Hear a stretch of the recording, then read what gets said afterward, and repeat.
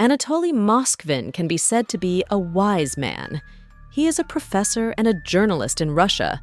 He knows 13 languages, but he also has a different hobby. He is a necropolist, or an expert about cemeteries.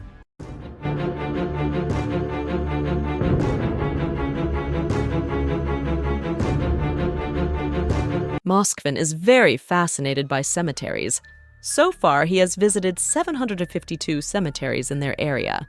He wrote long reports titled Great Walks Around the Cemeteries and What the Dead Said. It was published in the weekly newspaper called The Necrologist. It seems that this tendency is linked to an incident that happened when he was young. He announced this himself in his last contribution to the newspaper on October 26, 2011. Moskvin was only 13 years old when he was stopped by a group of boys and forced to bury a dead girl aged 11 years. Besides that, he was forced to kiss the dead girl on the lips.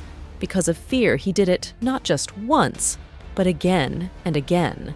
After that, the dead girl's mother took out a wedding ring and made him and the dead daughter wear it. Moskvin also wrote that his strange marriage was rewarding, and it was irrevocable. Moskvin also began to write about the dead and about his visits to cemeteries. Sometimes he spends the night in the coffin of a dead person before burying it, until his fascination with the dead deepened. In 2009, there were rumors that bodies had been dug up. The Russian government has no lead suspect, but they are sure someone is doing it. The corpses of the girls are dug up by Moskvin at night and made into beautiful dolls. He also collects dead women's clothes. His house was filled with mummies or corpses of the dead that he had dug up. Until 2011, no one knew who the culprit was in this strange and terrifying story. But when the police found out that the Muslim grave in Nizhny Novgorod had been desecrated, they did a thorough investigation, and until the end, they also had a lead on who the culprit was. The police arrested Moskvin, and his entire house was searched. They found Moskvin's paintings of dead Muslim women. But according to him, he did not desecrate the corpses. At that point, the police realized they had encountered a true horror story. Moskvin's house was littered with many life-size dolls. The hands of the dolls are covered with cloths, and the face is covered with makeup. It is clear that they are not made of mere matter. These are mummified corpses of girls. According to the police report, Moskvin has an updated compilation about the life of every single woman he brings to their house. It is titled, Instructions for Producing Dolls Out of Human Remains. When the police tried to remove the dolls from their place, it suddenly rang. It turned out that Moskvin put music boxes on the chests of said dolls. Dried human hearts and tombstones of the dead were also found in his house. The corpse is stuffed with rags. The eyes are filled with buttons or fake eyes. And according to him, he watches cartoons with these dolls. He said he dug them up because he was sad because of his loneliness.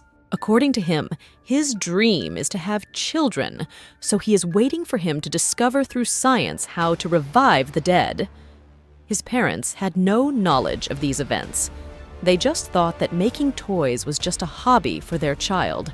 According to his neighbors, they were saddened and traumatized to learn what the police discovered in Moskvin's house.